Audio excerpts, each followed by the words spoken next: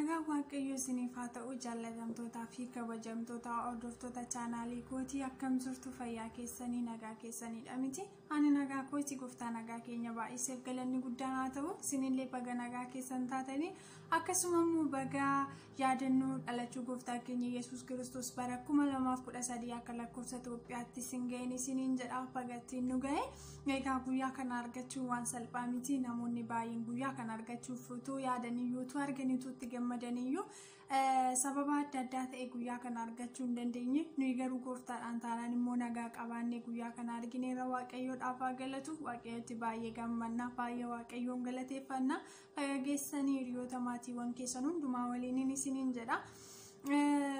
Obboloonni immoo chaanaalii kootiif aaraa taatanii baga nagaan dhuftan isiniin jedheera abdii dhalootaa tuubii like subscribe gochuudhaan maatii koo ta'a viidiyoo karaa kanaan darban immoo yoo jaallattan sheerii godhaa hiriyoota keessaniin ga'an isiniin jedha baay'een isin jaalladha baay'een isin kabaja amma immoo yeroo darbee karaa seexannii jireenya hafuuraa keessatti nama baasu yookiin karaa seexannii ittiin gara kufaatiitti gara dadhabuutti nama geessu isiniif qabadhee dhiyaadha jedhee waadaa isiniif galeen ture obboloonni viidiyoo gabaabaa tokko ilaaltanii amma immoo isiniif qabadhee dhiyaadhee jira amma xumura viidiyoo kanaatti dhaggeeffadhaa na hordofaan isiniin jedha yoo jaallattan immoo hiriyoota keessaniif sheerii godhaa. Yeroo baay'ee seexannii yeroo obboloota keessumaa tajaajiltoota amantoota kamiyyuu yeroon inni jilba isaanii dadhabsiisu jireenya hafuuraa keessaa yeroon isaan fageessu yeroon gara gufannaatti isaan geessu baay'eetu jira ofiidhuma irraa keenyarraatii kaanee waan beekuu dandeenyu arginudha jechuudha.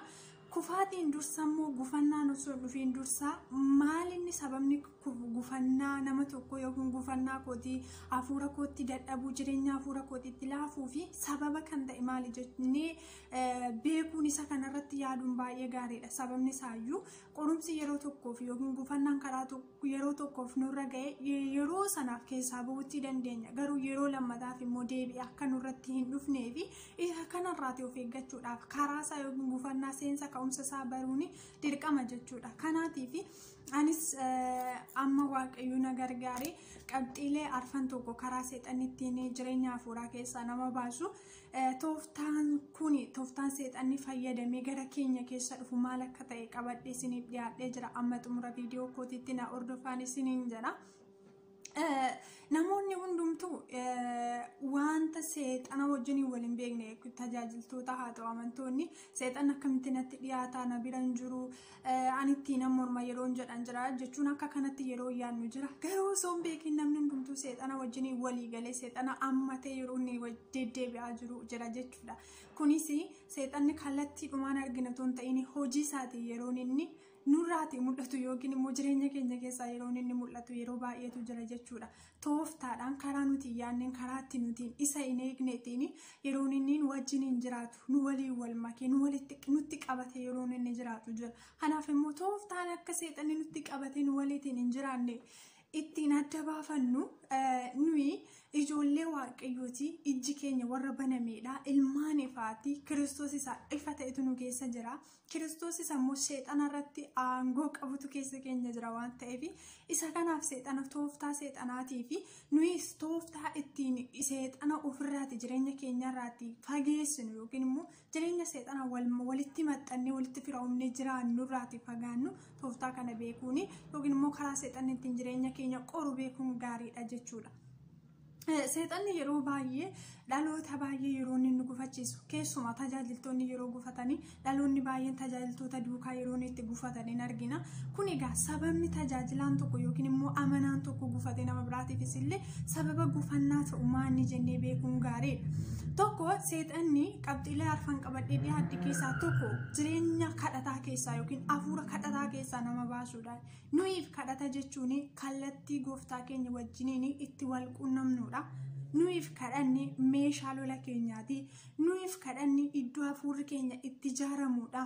Nuyiif kadhanni iddoo hafuurri keenya nuyi itti waliigalee Kiristoos wajjin wal arguu dandeenyudha. Kallattii nuti waaqayyo wajjin kan wal arginu deemneetu miilaa wal bira geenya wal argina toon ta'ini kadhannaani waaqayyo wajjin wal argina kadhannaa keenyaan rakkina keenya keessatti gammachuu keenya keessatti gadda keenya keessatti haala hundumaa haala keessa jiru keenya keessatti waaqayyo wajjin kan wal arguu dandeenyu haala keenya kan ittiin nuti mo'uu dandeenyu kadhataanidha. Kanaaf immoo seexannis kana hundumayyuu sirriitti bareechee waan beekuufi jireenya kadhataa keessaa hafuura kadhataa keessaa yeroo inni itti nu baasu jira jechuudha. Hafuura kadhataa keessaa baane jechuun immoo akka qurxummii bishaan keessaa baatee bakka irratti hafteeti. Qurxummiin bishaan keessaa baatee jiraachuu hin dandeessu. Nuyis immoo hafuura kadhataa keessaa gaafa baane jireenyi keenya coollagaa deema. Jireenyi keenya dadhabaa deema. Nuyi sooranni keenya inni kan lubbuu keenyaas ta'e kan foon keenya kadhata keenya. Kadhata ofirraatti dhabne irra taanaan immoo kadhata keenyatti jilbi keenya laafee irra taanaan immoo coollagaa deemna.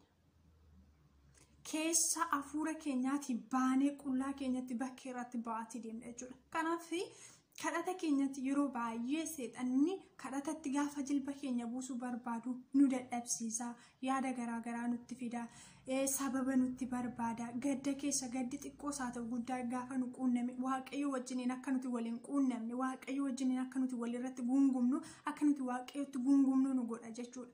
Gaafa sana immoo waaqayyotti gungumna yoo ta'e immoo kadhata dhiibna, kadhatatti hin dadhabna hin laafna jechuudha.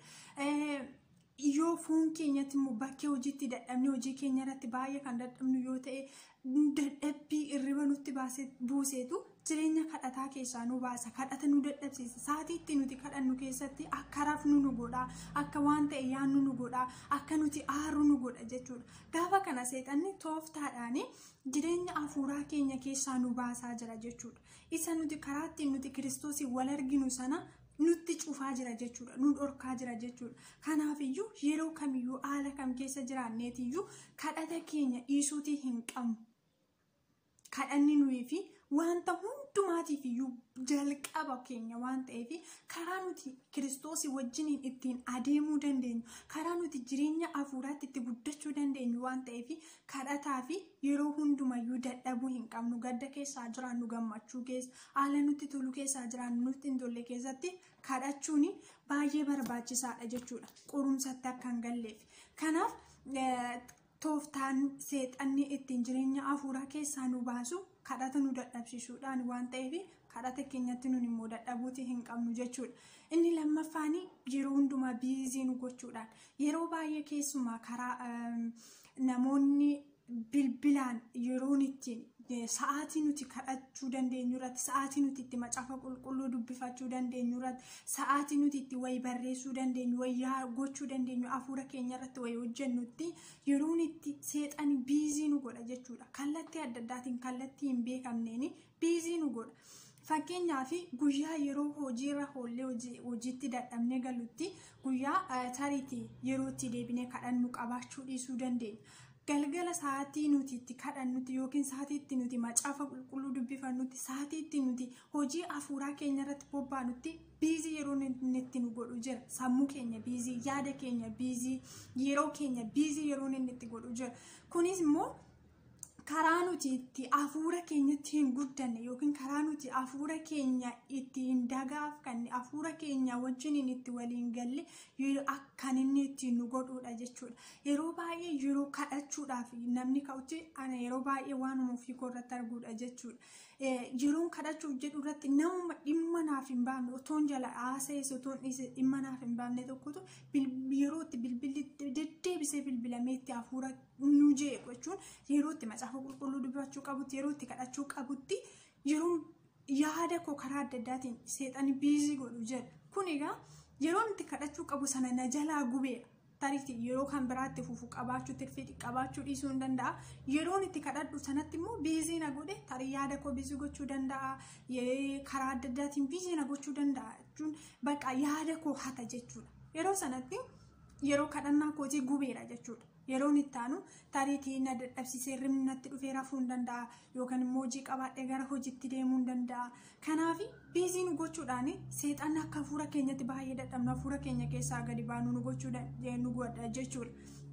akkasuma immoo yerootti kadhachuu qabnutti yerootti macaafa qulqulluu dubbifannutti viidiyoo garaagaraa akka ilaalu yaada keenyaatee jechuudha sammuu keenyaatee waan nuuf fayyadne wanta bu'aa nuuf hin qabne akka nuti irratti dabarsinu yeroo baay'ee namni yeroo kadhata isaatii irratti feesbuukii ilaaluudhaan viidiyoolee garaagaraa ilaaluudhaan nama wajjin bilbila haasa'uudhaan yeroo baay'ee bilbilumatti yeroo keenya gubuun yeroo baay'ee waan adda addaa ilaalutti waan nuuf fayyadne ilaalutti yeroo keenya gubuun hafuura keenya keessa akka gannu dadhabsiisaa gannu buusan namni ammamiyyuu jaalannu namni ammamiyyuu itti dhiyaannu yeroo kadhata keenya yeroo wayii dubbifannu yeroo wayii hojjennu yeroo macaafa qulqulluutti dubbifannutti yeroo keenya biizii nu jalaa gochuu yeroo keenya hatuu yaada keenya hatuutii hin qabu. Kanaaf tooftaan ittiin seexan ittiin jireenya hafuuraa keessaa gannu baasu keessaa inni guddaan yeroo keenya biizii gochuudhaan yaada keenya biizii gochuudhaan. Kanaaf immoo haala kam keessayyuu haa ta'u nama kamiiniyyuu haa ta'u yeroo kamiyyuu haa ta'u yeroo keenya yeroo kadhata keenya biizii gochuu hin qabnu yeroo macaafa qulqulluutti dubbifannu biizii gochuu hin qabnu yeroo jireenya hafuuraa keenyatti itti waluu galuu dandeenya yeroo keenya hafuura keenyaaf yeroo kennuu waan qabnuu fi yeroo hafuura keenyaaf kennine sana immoo waan biraatiif qooduutti hin qabannu waan biraatiif kennuu hin qabannu jechuudha. Kan biraa na wanta jaalannu keessaan nu goree seexan nu goreeti seexanni yeroo itti nu qoru jira.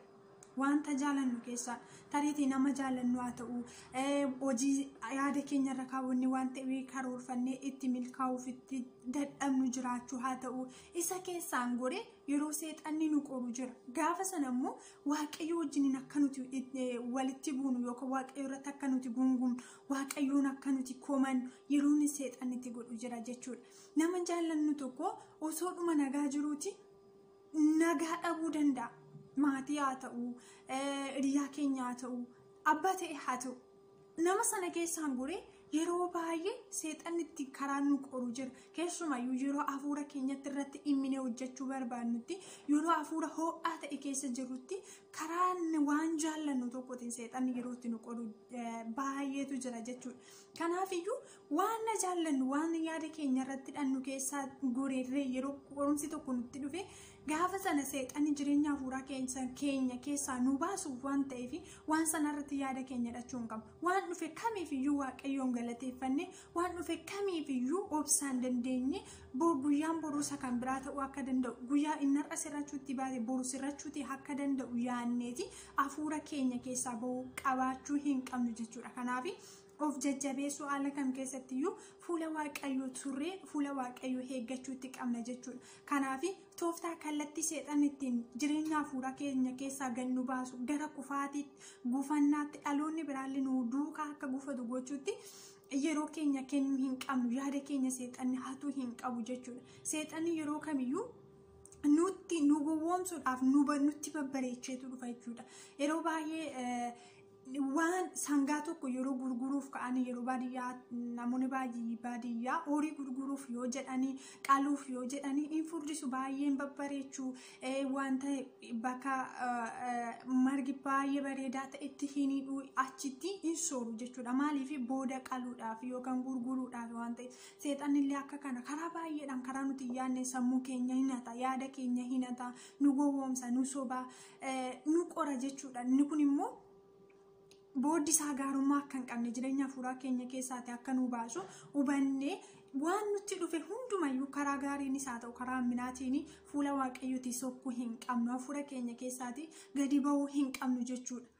Kanaaf tooftaa seexanaa kana hundumti keenya iyyuu barree seexanni karaatti nutti maxxanee nu wajjin jireenya keenya keessa galee nu dhuunfatee jiraachuu barbaadu kana irratti nutis naqqaanii dammaqne akka ijoollee waaqayyoota akka ijoollee ifaatti akka ijoollee filatamootti tooftaa seexanaa kana nunis dammaqneetu jireenya hafuuraa keenya keessaa karaa itti hin baaneen deddeebi'uutii qabna jechuudha. Galanni waaqayyoodhaaf haa ta'u.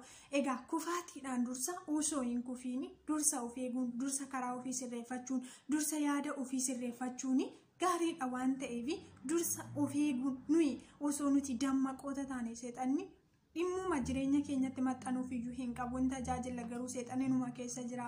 Jilba keenya laafisaa yaadan taanetti yaada keenya biizii goone yaada keenyaan atamne akka jiraannu nu godha. In faarsinan lallabna garuu seexanni numatti maxxanee jiraata jechuudha. Yaadan taane irratti yaadi